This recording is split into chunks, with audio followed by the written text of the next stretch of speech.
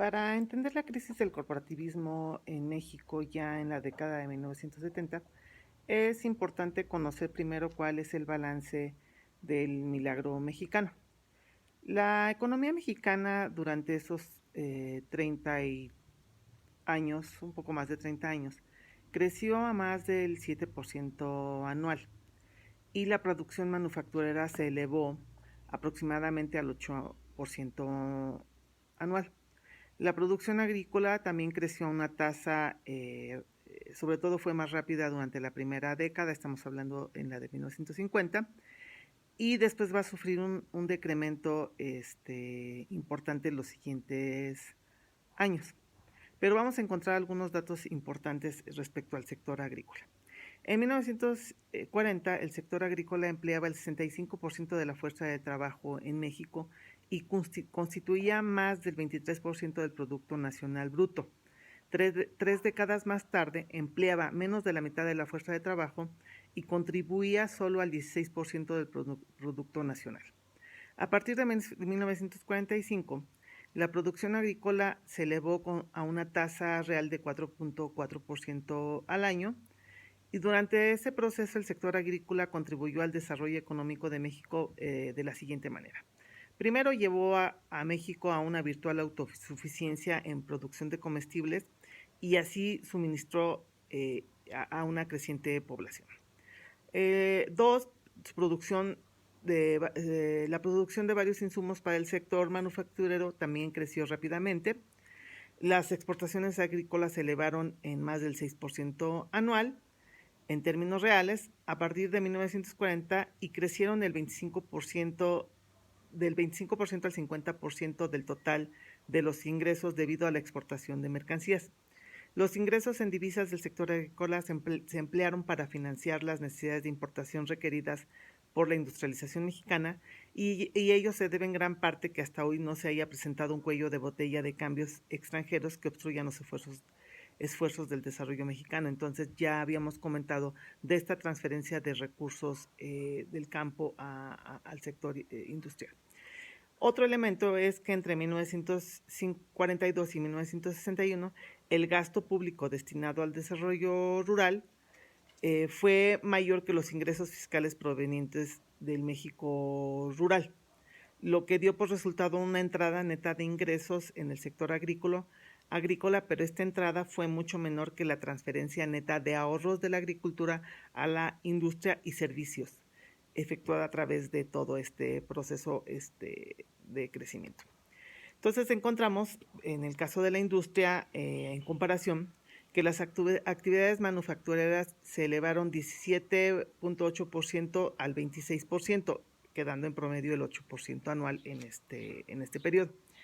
Y entonces vemos que ya para 1970 México era en gran parte autosuficiente en la producción de comestibles, productos petroleros básicos, acero y la mayor parte de bienes de consumo. Tanto la acelerada tasa de crecimiento como la transformación de la estructura de la economía mexicana a partir de 1940 son en gran parte consecuencia de la trayectoria que han seguido los ahorros y la inversión mexicana durante este periodo.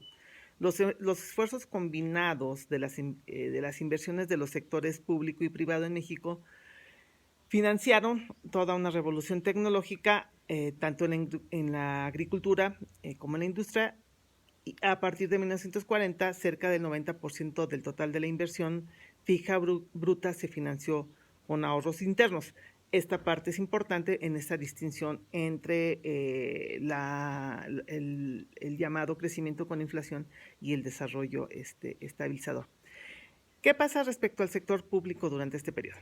Bueno, vamos a ver que a partir de 1940 el sector público mexicano contribuyó con 30% de la formación del total del capital fijo bruto. Durante los primeros años la inversión pública excedía del 50% del total. Tan solo la cuantía de esa inversión tuvo un efecto catalizador directo sobre el crecimiento de México, pero el gobierno también estableció instituciones y aplicó políticas que indirectamente impulsaron y sostuvieron a un dinámico sector privado en México, que era lo que ya se había comentado antes, todo el impulso que le da el gobierno al crecimiento del sector industrial. Antes, vemos, por ejemplo, que antes, en la década de 1930, predominaba el control y la propiedad estatales en los ferrocarriles y en el sistema bancario. Por ejemplo, durante la presidencia de Cárdenas, las empresas estatales se extendieron hasta la industria rural, el petróleo y la energía eléctrica. De 1940 en adelante va a seguir esa tendencia formando empresas y esas empresas eran una mezcla de capital público y capital privado. Entre 1935 y 1960, más de la mitad de la inversión del sector público se destinó a gastos de capital de infraestructura en la agricultura, transportes y comunicaciones. Esos son los sectores en donde principalmente invierte el gobierno, pero también empieza a invertir en aquellos sectores en donde no quería invertir la burguesía nacional. Entonces va a haber una inversión en el sector agrícola con toda esta vasta red de irrigación, pero lo importante en esta parte es que todo esta inversión en infraestructura se estuvo financiando con dinero del gobierno. Entonces vamos a ver que tan solo entre 1940 y 1946 se triplicaron las tierras de cultivo irrigadas gracias al financiamiento público, y vamos a ver que a partir de 1940 cerca del 30% de toda la inversión pública se destinó hacia el sector industrial. Durante la década de 1940 a 1950, Nacional Financiera dedicó la mayoría de sus financiamientos a largo plazo para la industria básica destinadas a la sustitución de importaciones, incluyendo fierro, acero, petróleo, y bueno, con frecuencia estas inversiones se realizaron para aliviar la crítica escasez de la oferta creada por las condiciones de la Segunda Guerra Mundial.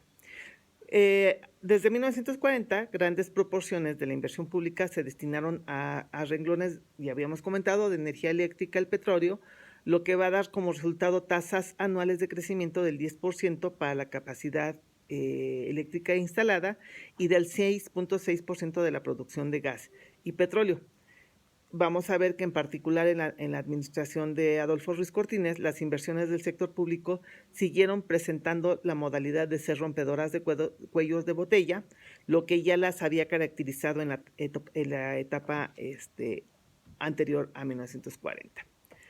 Durante los años comprendidos entre 1939 y 1960, el sector público financió más de las 3/4 partes de sus programas de inversión con sus propios ahorros.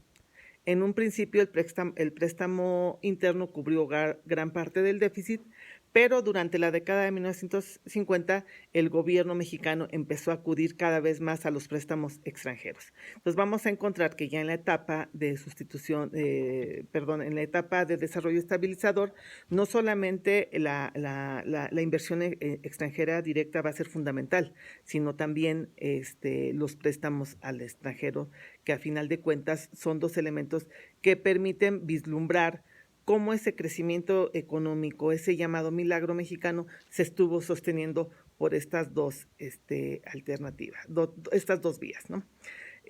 Vamos a ver, por ejemplo, que la política ya en la administración de Ávila Camacho se ofrece protección a las industrias nuevas que surgen después de la Segunda Guerra Mundial, y bueno, durante el periodo de Miguel Alemán se continúa aplicando toda esta protección arancelaria. Ya para la sexta década se había desarrollado un complicado sistema de licencias para la importación, y en este control directo sobre las importaciones se constituyó todo este sistema de protección de la industria mexicana.